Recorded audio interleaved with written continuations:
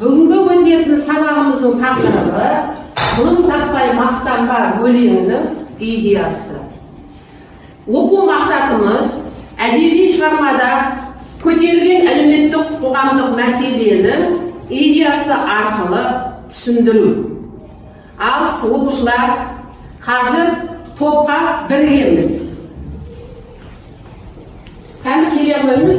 Мен қазір сендерді конфет арқылы топқа бөлім келіп, әр топ өзінің тобын таңдауын рұқсат етемін. Ал қанке балалар біреулеп аламыз, топқа біргеміз. Үш топқа үш атау бердім. Қанағат, талап, еңбек тобы етіп, қанағатшыл болсын деп бірінші топқа қанағат тобы бердім. Екінші топқа талапшыл болсын деп талап тобының атауын бердім. Талапшыл болыңдар. Қазір психологиялық ахуал қалыптастырамыз. Шарттық шеңберіне тұрып, Абай Құнанбаевтың мен жазғаймын өлеңді ермек үшін өлеңнің бір шумағын айтамыз. Шеңберге тұрамыз оқушылар. Шеңберге.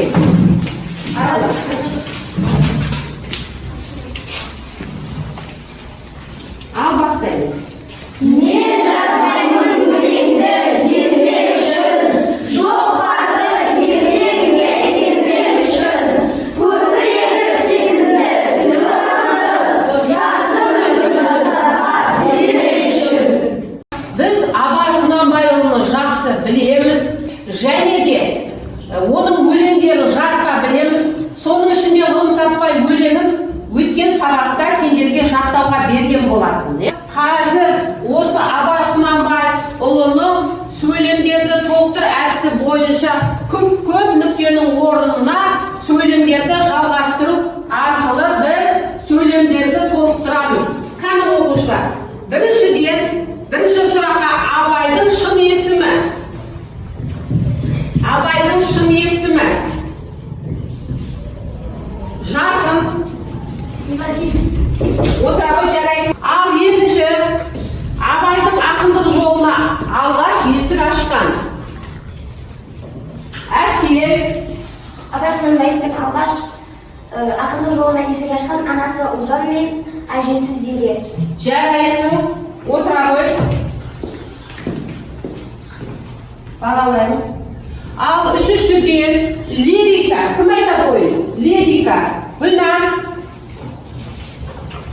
Лирика ол адамның реніші, қуанышы білдіретін поэзия. Өте жарайсың. Керемет. Лирика дегеніміз адамның өкініші, қуанышы білдіреді. Ал оқушылар онда төртіншіден табиғат лирикасы. Кім айтады? Ол сезім. Табиғат лирикасы дегеніміз қоршаған ортадағы табиғат поэзиясы. Жарайсың. Ал бесіншіден Абайдың табиғат лирикасына өлеңдері жатады. Қандай өлеңдері жатады? Ал айта ғой. Қаншайым? Абайдың өлеңдері қыз, жазғытұрым және қыз. Абай қай жерден қай жылы дүниеге келді? Нұркен. Абай 1845 жылы 10 тамызда қазіргі Семей қаласының Шыңғыстау өңірінде өмірге келген. Оқушылар кімнің есте жақсы сақтау тәсілі әдісі бойынша әр топтан бір оқушы ғылым таппай мақтанба өлеңін мәнерлеп жатқа айтады. Мәнерлеп оқып тұрған оқушы кіл тоқта басқа топтың оқушысын жалғастыра алып кетуіне сыналады. Ал қане оқушылар, бір оқушы, бірінші топ, кім айтады оқушылар? Ал Нұрай. Ғылым таппай мақтанба, ғылым таппай мақтанба, орын таппай баптанба, құмарланып шаттанба, ойнап босқа кіруге, бес нәрсеге асық бол, бес нәрсеге ғашық бол. Адам болам десеңіз, түлен өмір атыңда, оған қайғы десеңіз, өстек отырып мақтаншақ, ертек бекер мал шашпақ, бес дұшпаным білсеңіз, талап еңбек терең ой,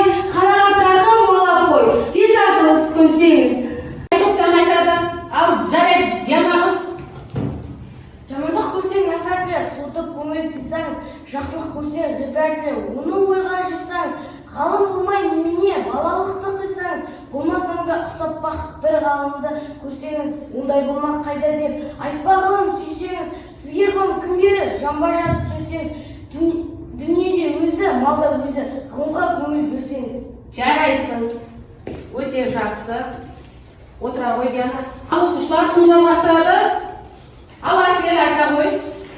Білгендердің сөзіне махаббатпен ерсеңіз, өзің үшін үйренсең, жамандықтан жиренсең, ашыларсың 20 жыл, біреу үшін үйренсең, біреу білмес сен білсең, үлкендердің бәрі тұл. Сөзіне қарап кісін ал, кісіге қарап сөз алма, шын сөз қайсы біле алмай, әр нәрседен қорқалма. Мұны жазған білген құл, ғұлама Қилбауайни. Солай бітті ол шыншыл, сөзін оқы және ойла, тез үйреніп, тез жойма, журасы уақытта көңіл бөл. Өте жарайсың. Отыра ғой Асел қыз. Міне, жарайсың. Балыңды ала ғой. Оқушылар, сабағымызды ары жалғастырамыз. 3 қадам әдісі кестені негізге ала отырып, әр топ өзара бірлесе идеяны, әлеуметтік қоғамдық мәселені талдап, талқылап айтады. Бірінші қадам өлеңде көтерілген мәселелерді анықтаңдар. Екінші қадам ақынның 5 асығыс пен 5 дұшпан туралы сөз қозғау себебі. Үшінші қадам қазіргі өмірде бұл мәселелер өзекті ме? Неліктен?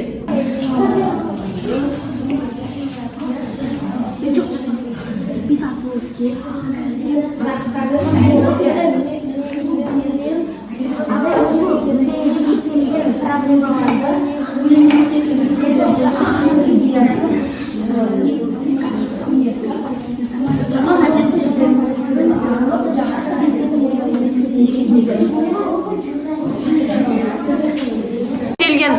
Ал оқушылар, уақыт бітті. Қазір бірінші қадам өлеңге көтерілген мәселелерді анықтаңдар. Кім айтады оқушылар? Нұрай. Өлеңге көтерілген мәселелер бүкіл адамзаттың мәселелері, яғни абай халықты жаман әдеттерден арылып, жақсы қасиеттерді бойына сіңірсе екенін деді. Жарайсың. Міне Нұрай. Жарайсың. Ары-қарата екінші қадам ақынның 5 асығыс пен 5 дұшпан туралы сөз қозғау себебі. Гүлназ. Кәні Гүлназды тыңдайық. 5 асығыс пен 5 дұшпан туралы сөз қозғайды. Сол 5 дұшпан өсек көтеріп мақтаншақ қасиеттері, адам бойынан көрінгендіктен сол қасиеттері арылтуға 5 асыл іске адамзатты шақырады. Керемет, жарайсың. Оқушылар, үшінші қадам қазіргі өмірде бұл мәселелер өзекті ме? Неліктен? Кім айтады кәні? Үшінші топтан Асел. Абай осы өлеңде көтерілген проблемаларды жойған жоқ. Себебі Абай айтқан 5 дұшпан қазіргі адамдардың бойында болғаннан кейін Абай оны жойған жоқ. Қазіргі адамдар өздерін өтірік сөзбен адап, өсек айтып, білімге көңіл бөлмейді, құр уақытын босқа кетіреді. Жарайсың, керемет. Оқушылар, отыра ғой, жарайсың. Бағылды ала ғой. Оқушылар, қайда ары-қарата, бұдан да ары-қарата толықтыра кетсек, оқушылар қайсымыз айтамыз? Ол сезім. Ақынның идеясы халықты жақсылыққа үндеп, жаман қасиеттерден арылуға, ғылым білімге көңіл бөлуге шақырады, және де рухани байлықты арттыруға ұмтылдырады адамдардың барлығын. Өте жарайсың, керемет. Міне, балымыз жинаймыз. Ал оқушылар, ары-қарата сабағымызды жалғастырамыз. Осы бүгінгі әлеуметтік қоғамдық мәселелерді талдап, талқылап отырған жайымыз. Абай Құнанбайұлының 5 асыл іс пен 5 дұшпанын бөліп беріңдер маған. Абай екіге бөлді ғой. Сендер ары-қарата не жалғастырар едіңдер, не қосар едіңдер оқушылар. Соны қазір бөліп талқылап жазамыз. Бәріміз біргеміз.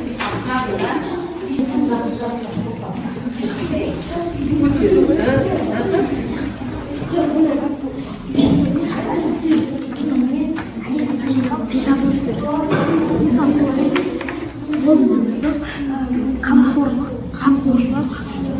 үйде жазылып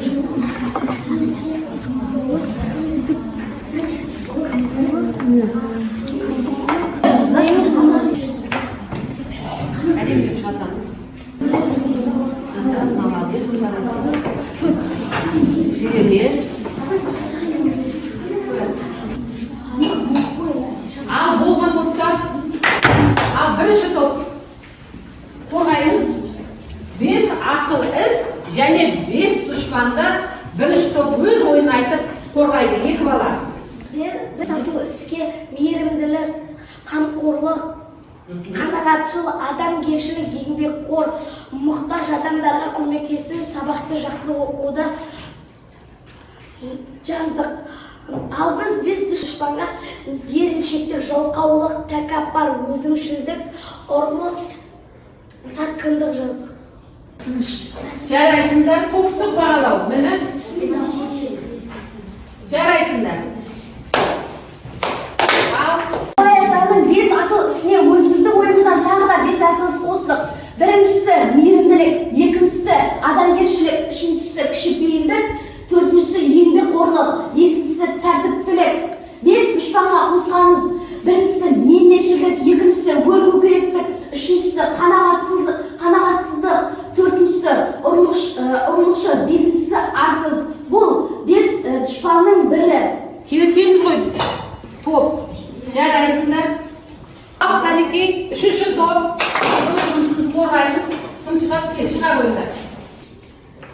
Біз Абай атамыздың 5 асыл ісіне жауапкершілік, қанағатшылық, ұқыптылық, еңбектену, мұқтаж адамдарға көмек беру, әділ бола білу. Ал 5 дұшпанға қанағатсыз, арсыз, жалқау, өсек айту, мақтану. Бұлар жаман қасиеттер. Қазір 2 жұлдыз бір тілек стратегиясы бойынша өзара бағалау.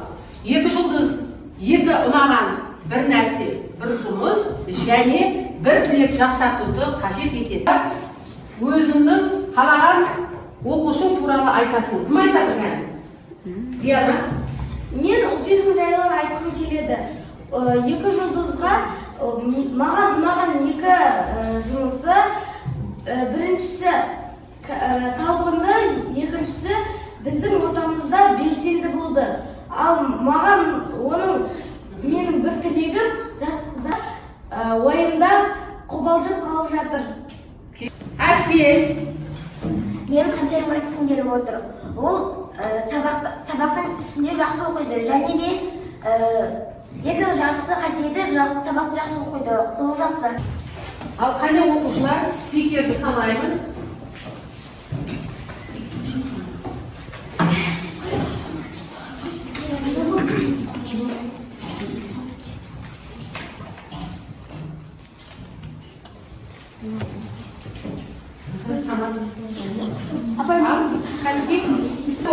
Қанша стикер жинаппыз? Нұрай айта ғой. 16 стикер. 16 стикер. Екінші топ, талап тобы. Қанша стикер жинаппыз? Айта ғой, Әбубәкір. Талап тобы 20 стикер. 20 стикер талап тобы. Ал еңбек тобы қанша стикер? Ал Әсел? Бізде 24 стикер. 24 стикер. Сонымен оқушылар ең көп жинаған стикерді еңбек тобы алыпты. Өте жақсы. Ал қазір мен сендерді бағалаймын. Әр топтан Нұрайға 10 балл, Арайға 8 балл. Отыра отырайыз. Әсел Мейрамбекке 7 балл, Нұрдәулетке 5 балл, Биасқа 5 балл. Бұл туға сенің сабағымды бағалап жіберсеңдер, өте жақсы болса былай, жақсы болса былай, орташа болса былай. Сабақты қалай бағалаймыз? Ой тапсырмасын беріп жіберейін оқушылар. Ұлы Абайды оқығанда, Абайды оқы таңға деп басталатын ой толғау жазып келеміз. Осымен сабағымыз аяқталды оқушылар.